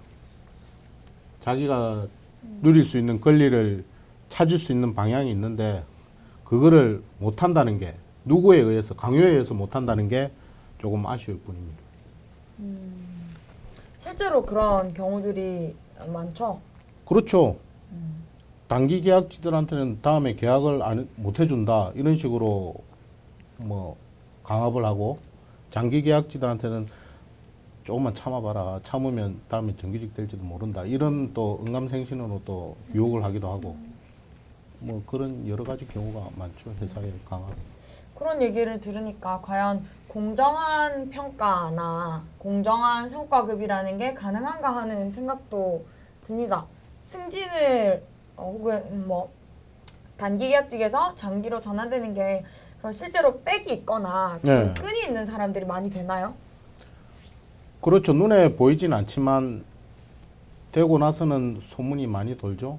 우리가 저 사람은 누가 있었지, 뭐 가족이 누가 있었지, 뭐 이런 경우도 상당하고 같은 일을 누가 봐도 저 사람이 더 열심히 했는데 정규직 발탁이 안 되는 상황도 있었고 누가 봐도 저 사람은 저렇게 일하면 과연 되나 했는데 알고 보면 누가 있더라 이런 소문도 있었고 그렇죠. 그런 일이 많죠. 그렇다 보니까 노동조합을 하는 사람들을 당연히 회사에서 안 좋게 보고 그 사람들은 잘라내고 자기 말 잘 듣는 사람들 위주로 뽑아가려고 할 것 같습니다. 다른 공장에서도 이런 일이 많이 일어나나요? 뭐 많이 일어난다기보다는 아까 제가 설명을 앞에 드렸던 것 같은데 현대자동차 같은 경우가 이제 불법 파견 판정을 받았음에도 불구하고 그 판정과 상관없이 신규 입사라는 형태로 정규직 전환을 시켜내는 과정이 있었던 거고요. 한국 GM 창원공장에 아픈 기억이 하나 있는 거죠. 2006년 이제 굴뚝에 농성을 하고 그리고 이제 그 굴뚝 밖으로 밀려나고 공장 밖으로 비정규 노동조합의 간부들이 밀려났을 때 노동부에서 불법 파견이라고 판정을 했음에도 불구하고 회사는 이에 대한 이행보다는 앞에 우리 GM 그 동지가 말씀하셨듯이 그 발탁 채용이라는 걸 했습니다. 비정규직 노동자들 중에서 뭐 중간관리자들 또는 업체의 추천을 받아서 정규직으로 전환했는데 그 과정이 제3자가 보기에도 투명하지 않았던 거죠. 그러다 보니까 원래 노동조합이 요구했던 것은 그 당시 2004년부터 이제 2006년까지 비정규 노동자들의 투쟁 과정에서 노동조합이 요구했던 것은 일정한 조건이 되는 사람들에게 모두 정규직으로 전환할 것을 요구를 했었습니다. 예를 들면 그 당시에는 불법 파견으로 판정을 받으면 2년 지나면 고용의제라고 해서 정규직으로 간주한다라고 봤습니다. 그래서 적어도 2년 이상 되는 사람에 대해서 정규직으로 전환을 시키고 나머지 분들에 대해서도 순차적으로 정규직 전환시킬 것을 요구했는데 그런 요구들이 사실은 받아들여지지 않고 비정규직 노동자들의 투쟁을 이제 그 당시에 한국 GM은 폭력적으로 이제 대응을 했습니다. 대응을 하고 이후에 이제 발탁 채용하는 것을 사실은 공장에 있는 노동자들이 본 거죠. 보다 보니까 대부분 판결이 났음에도 불구하고 조금 주저주저하고 올해도 혹시 뭐 발탁 채용이라는 형태로 가지 않을까라는 그런 부분들. 그리고 단기 계약직이라는 게 그런 거죠. 이제 뭐 계약을 3개월 단위로 하고 그렇게 해서 이제 계약을 하다 보니까 돌았으면 다시 계약해야 되고 돌았으면 다시 계약해야 되니까 그 계약을 계속해야 되는 당사자 입장에서는 당신 노동자 조합원인 거 알면 계약에 다시 계약하는데 불이익 줄 수 있다 이렇게 되니까 그렇다 보니까 이제 노동조합에 가입을 주저주저하는 그 두 가지가 동시에 지금 GM 자원공장에서 나타나는 것 같습니다. 그런 여러 어려움들이 있는데 그걸 딛고 싸웠을 때 또 얻어낸 것들이 있었고 그 가운데서 이번에도 다 해고를 철회시키게 된 거잖아요. 그런 점에서 이번에 이제 해고 통보가 이제 해고가 되지 않을 거다라는 소식은 언제 들을 수 있었나요? 그러니까 고용을 이제 네. 유지하겠다. 네. 12월 30일 날. 하루 전날이네요. 30일. 네. 새해를 네. 공장에서 맞을 뻔했죠. 네. 네, 맞을 뻔했는데 12월 30일 날 극적으로 타결이 됐던 거죠. 그때까지 정말 좀 막판에 정말 불안하셨겠어요. 예, 많이 흔들렸죠. 마지막 같은 경우에 진짜 나가야 된다라는 불안감과 그리고 이제 앞으로의 이제 새해는 뭐 투쟁을 어떻게 해야 되냐. 그리고 그때는 직원일 때 파업을 하는 거였고 그 이후부터는 직원이 아닌 그러니까 회사가 이제 법적으로 이제 우리는 계속 고용을 하고 이 회사의 직원이라고 욕을 하지만 회사는 법적으로 우리가 고용주가 아니다라고 얘기할 거기 때문에 그 위에 투쟁이라든가 방향도 되게 힘들었던 상황이었죠. 예, 다행히 12월 30일 날 이제 극적으로 이제 타결이 되고 나서 좀 안도의 한숨을 좀 쉬었던 건 사실입니다. 네. 그렇지만 그런 마음속으로 그런 고민들이 있었음에도 불구하고 노동조합을 탈퇴하지 않고 넘겨서라도 어떻게든 싸워서 이제 이 해고를 철회시키겠다는 다짐을 하고 그런 마음으로 싸웠기 때문에 이제 결국 그 고용도 받아낼 수 있다고 네, 맞습니다. 네. 저희도 처음에 시작할 때 가장 어려울 것 같다라고 생각했던 게 150명이 과연 한마음 한뜻으로 싸울 수 있겠냐. 한 사람 한 사람이 다 생각하는 방향이라든가 마음이 다른데 가능하겠냐라는 생각으로 시작을 했는데 저희 조합원 150명이 다 하나 같은 마음으로 성장을 많이 해서 엄청 기분이 좋았죠. 그게 승리의 이제 발판이 됐던 거고요. 실제로 가장 부담스러웠을 겁니다. 한국 GM에서도 이게 150명 중에 한 명이 나오자라도 나왔다면 그게가 이제 공격의 대상이 되었을 건데 한 명의 나고자가 생기지 않았기 때문에 그것이 아마 제일 큰 부담이었을 거라 판단됩니다. 그런 점에서 이번 투쟁의 의의는 어떤 건가요? 의의는 제일 첫 번째가 단결이죠. 전 인원이 단결하면 뭐 회사가 어떤 방식으로 탄압을 해오든 일단 버텨낼 수 있다는 거, 그걸 제일 큰 공부였던 것 같습니다. 이번 투쟁이 제일 큰 공부였던 것 같고, 한계는 솔직히 있었죠. 아직 일어나지 않은 일을 가지고 공유를 하고 논의를 하면서 불안감이 많이 증폭된다는 거. 그 불안감을 떨쳐내지 못하면 좀 요번에도 약간 흔들리는 조합원들도 솔직히 있었죠. 몇몇이 좀 있었습니다. 그 인원들이 예전에 2005년도 한번 당해봤던 사람들, 그때 해산 당했을 때 해고를 당하고 복직을 몇 달 간격으로 복직을 하면서 그때 한번 당해봤던 인원들은 솔직히 요번에 좀 많이 좀 불안해 하더라고요. 하지만 좀 바뀌었죠, 상황이. 그 앞으로 2005년도 이야기는 하지 말라고 그랬습니다. 그 인원들은.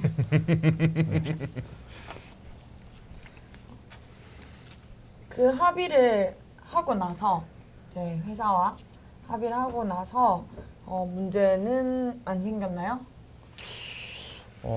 실제로 저희가 하청 업체한테 공문을 보내줄 것을 요구를 했는데 이제 구두로 한 약속이다 보니까 뭐 저희가 비정규직 같은 경우에는 한순간 한순간이 불안한 게 사실입니다. 말 한마디로 아 그래 그렇게 하자라고 할 정도의 힘이 없다 보니까 이렇게 말했다가 한순간에 또 말을 바꿔버리면 그걸 놓치고 가고 빼앗기는 경우가 많아가지고 요번에도 고용 삼승계에 대한 공문을 달라 업체에 요구했는데 실제로 그 공문을 받은 거는 저희가 쪼고 항의 방문 또 하고 해가지고 받은 게 이제 겨우 3일 됐습니다.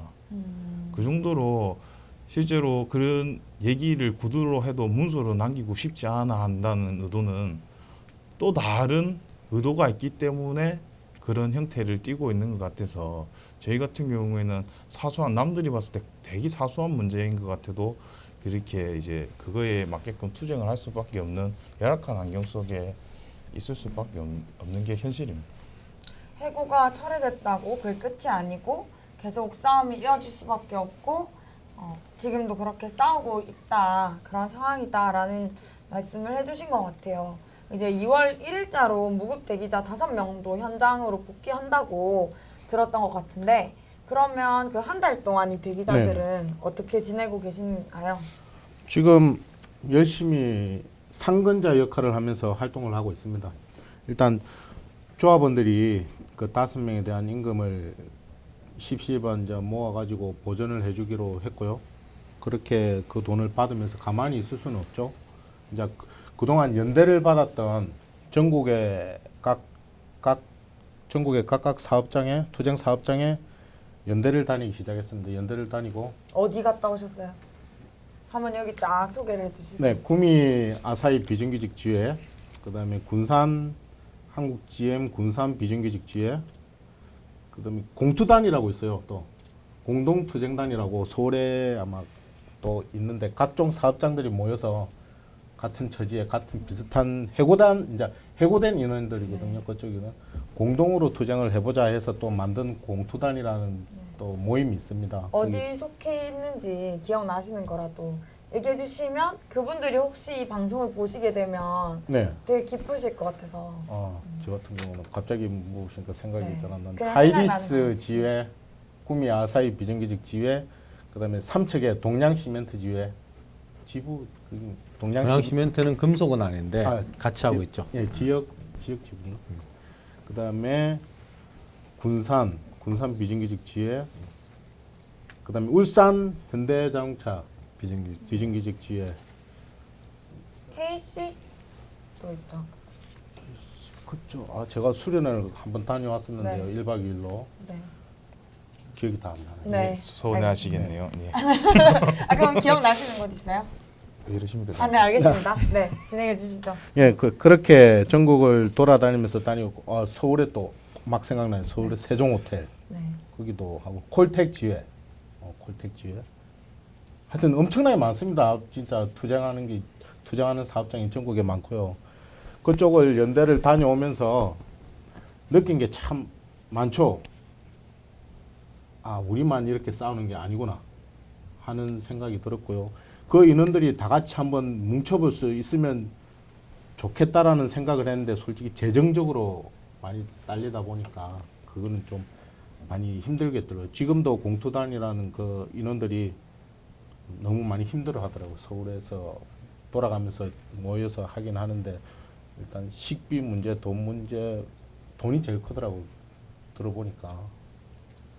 앞으로 이런 노동자들이 없어지는 그날까지, 이런 힘들어하는 노동자들이 없어지는 그날까지 우리나라의 모든 노동자가 참 잘 됐으면 하는 바람입니다. 앞으로 2월 1일 복직하는 그날까지 할 수 있는 만큼은 저희가 전국을 돌아다녀서라도 찾아다니며 인사를 할 예정이고 그렇게 하고 있습니다. 그 연대를 다니시게 되면서 뭐 자신에게 어떤 변화가 있나요? 이전과 달라진 점? 달라진 점은 일단 몸무게가 좀 늘었습니다. 평소에 왜 늘죠? 일을 안 하다 보니까 조금 더 늘었습니다. 네. 평소에 시간 패턴이 좀 많이 바뀌었어요. 솔직히 네. 늦잠도 휴가라면 휴가라고 할 수는 있는데 늦잠도 좀 자게 되고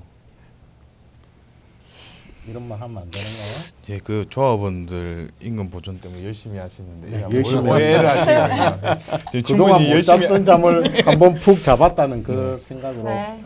네. 그뭐 그러니까 전국으로 이렇게 네네. 전국에 투쟁하는 다른 노동자들 더 어려운 처지에 이제 해고가 철회되셨잖아요. 네, 해고를 당해서 있는 사람들도 있고 그 사람들 보면서 어떤 생각이 들었는지. 네. 저도 해고는 해고는 살인이라고 그랬죠.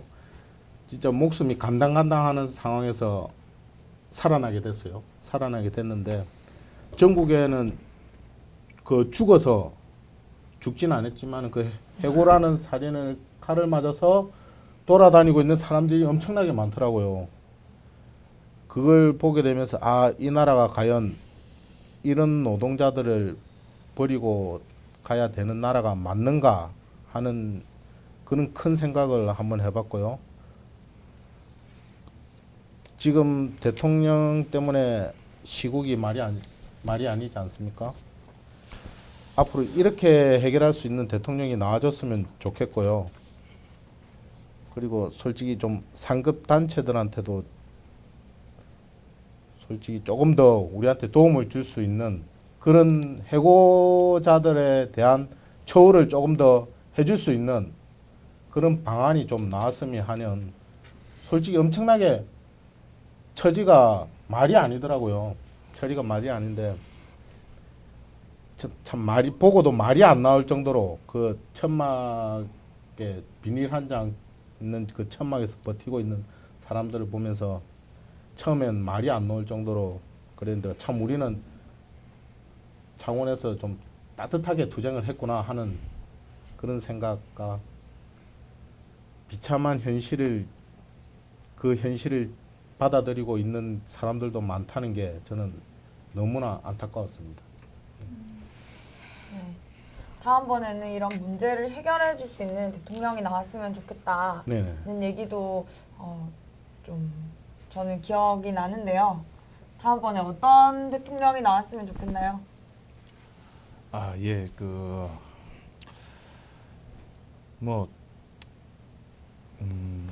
대통령이나 저희가 역사책을 봐도 국민 위에 임금이나 대통령이 있으면 안 된다라고 이제 얘기를 하더라고요. 그렇듯이 그러니까 저희 헌법에 보장되는 것처럼 국민 위해가 아닌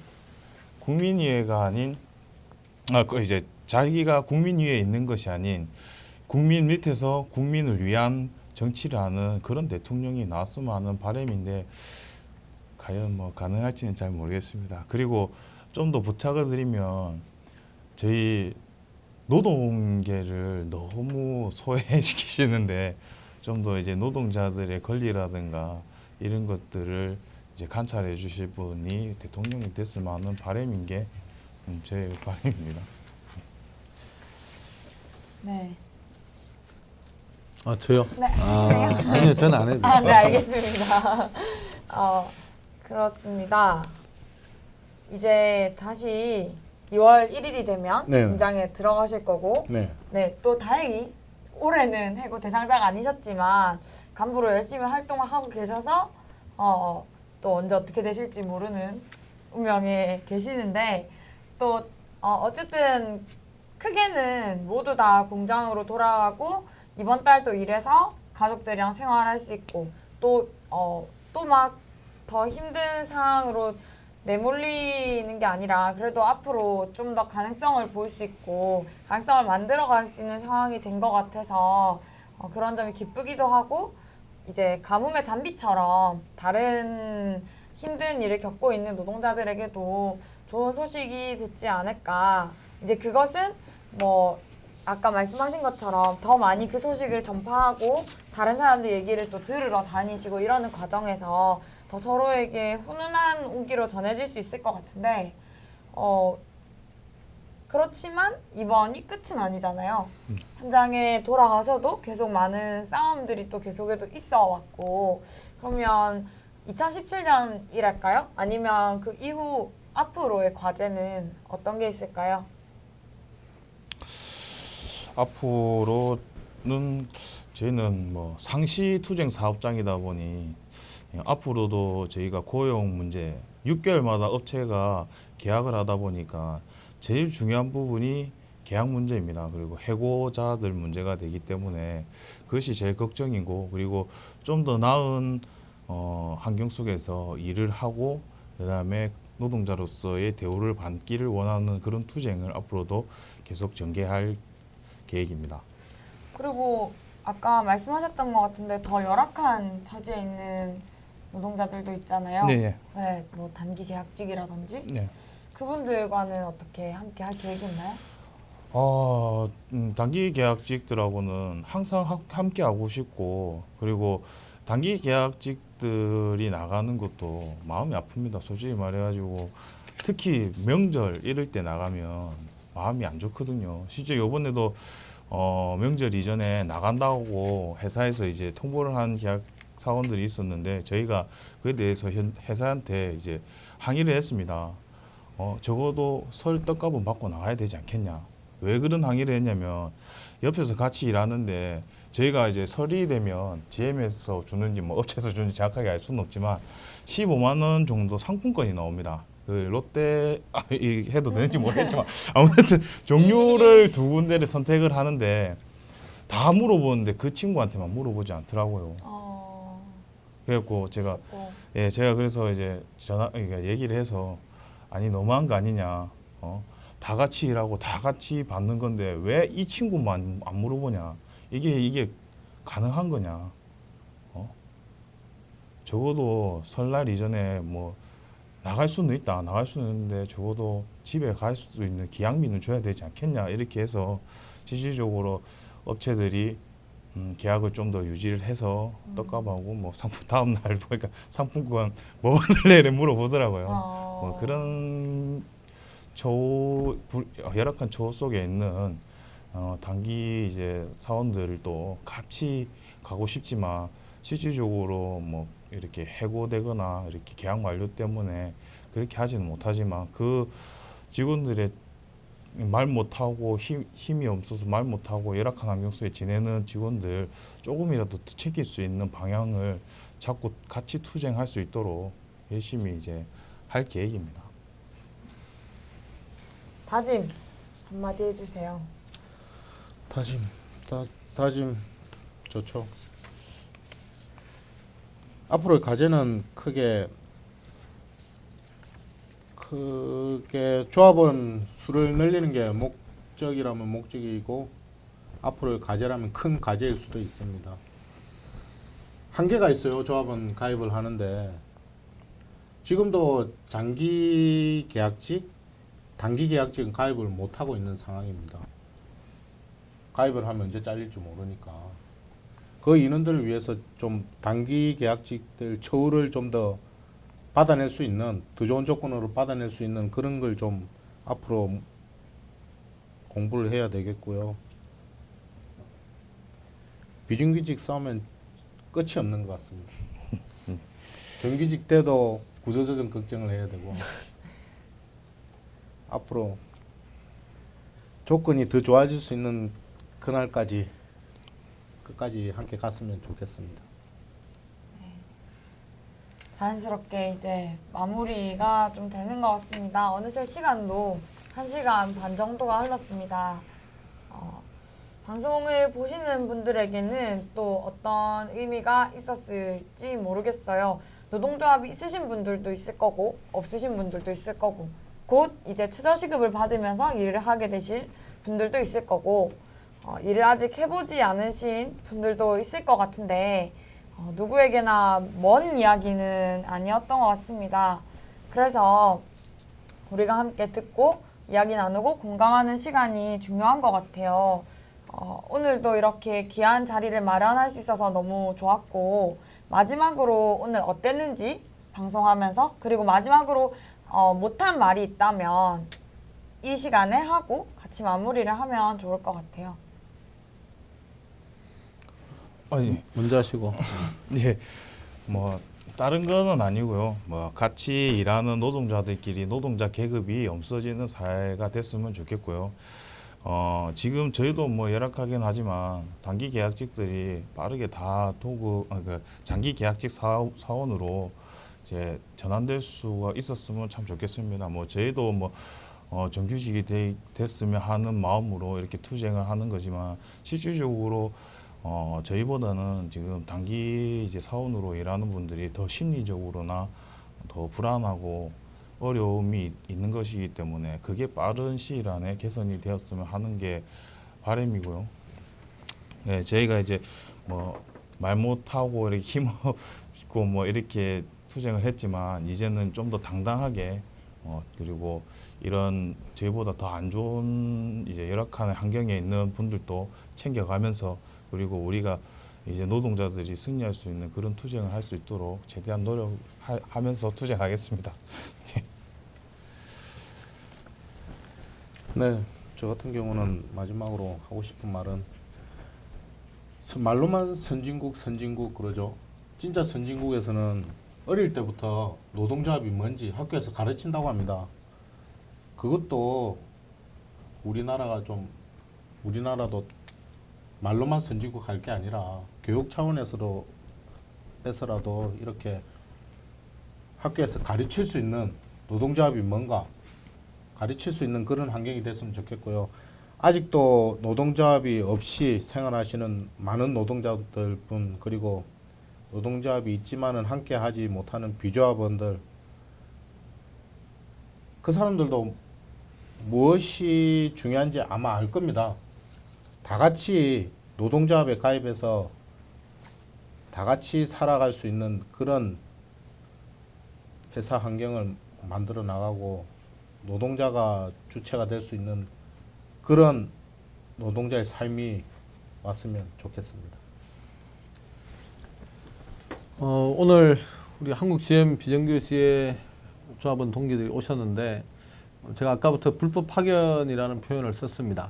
근데 아마 기업에서는 도급이라는 표현을 쓸 겁니다. 도급업체라는 표현을 쓸 건데 우리가 보통 도급이라고 하는 것은 일이나 업무를 마무리하기 위해서 이제 계약을 맺은 관계를 얘기하죠. 그래서 도급업체는 최소한 인사 노무의 독립성, 예를 들면 몇 시에 출근하고 사람을 어떻게 채용하고 이런 것을 그들 스스로가 결정할 수 있어야 됩니다. 그리고 경영의 책임성, 독립성, 예를 들어서 장비나 이런 것을 자기들 장비를 들고 들어가는 거죠. 근데 한국 GM에 가면 한국 GM의 장비를 가지고 우리 이 노동자들이 일을 합니다. 그리고 한국 GM의 정해진 근무 시간, 정해진 작업 수칙을 어기는 순간에 징계를 받게 되고 채용도 역시 한국 GM이 직접 관여를 하고 있는 상황이죠. 그렇기 때문에 법원에서는 이건 도급이 아니고 그 법에서 정하고 있는 파견 대상이 아님에도 불구하고 파견을 하고 있다. 이렇게 해서 불법 파견이라고 판정을 하는 겁니다. 아마 자동차뿐만이 아니고 많은 공장에서 지금 불법 파견의 얘기가 나오고 있습니다. 얼마 전에는 제철소에도 불법 파견의 얘기가 나왔었고요. 그 다음에 현대위아 경기도에 있는 포승 공장 같은 경우에는 실제로 좀 공장에 떨어져 있고 바깥에 있음에도 불구하고 불법 파견의 판정을 받았고 그만큼 제조업에 도급이라는 이름으로 협력업체라는 이름으로 있는 곳은 사실은 대부분 불법 파견이라는 것이 확인되고 있습니다. 그래서 이들이 노동조합을 만드는 것은 남의 일이 아니라 이 방송을 듣고 계신 많은 분들의 얘기일 거라 생각을 하고요. 특히 아마 이 방송이 그제도 고성 통영 이쪽으로 나가는 것으로 알고 있는데 그쪽에도 많은 비정규직 노동자가 있습니다. 조선소에 일하시는 많은 비정규직 노동자가 있는데 금속노조가 최근에 그제 통영 고성에서 일을 하시는 사내하청 노동자들을 대상으로 노동조합을 만들고 있습니다. 누구든 혼자서 모든 것을 풀 수 없습니다. 그래서 노동조합에 같이 일하는 동료들과 함께 엮어들고 노동조합을 통해서 자신의 문제를 해결해 갈 수 있었으면 좋겠고 이 방송을 보시는 분들은 혹시 노동조합을 통해서 뭔가를 찾고자 한다면 금속노조를 찾아주시기 바라겠습니다. 고맙습니다. 네. 그래도 이렇게 오늘 어떻게 뭐 속 시원하게 하고 싶은 말씀은 다 하셨나요? 이 작은 시간에 그 많은 내용을 네. 한다는 게 쉽지가 네. 않은데 뭐 많은 내용을 전달하지는 못한 것 같아도 그래도 적어도 이 우리가 겪고 있는 내용을 조금이라도 공유할 수 있는 시간이 돼서 참 유익했고 좋은 시간이었던 것 같습니다.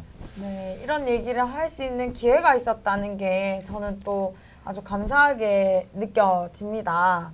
그래서 모쪼록 이 불법 파견 문제 자체가 스스로가 말하기 전까지는 세상에 알려지지 않았던 것처럼 가능성이라는 것, 길이라는 거는 만들어가는 사람이 있을 때 만들어질 수 있는 거 아닌가 하는 생각이 저는 오늘 방송을 하면서 더 들었던 것 같습니다. 이 방송에 끝까지 함께 해주신 분들, 시청해주신 분들 감사드리고 앞으로 또 팟캐스트로 찾아뵙도록 하겠습니다. 우리가 남이가 나도 노동자다를 많이 찾아주시면 감사하겠습니다. 감사합니다. 아,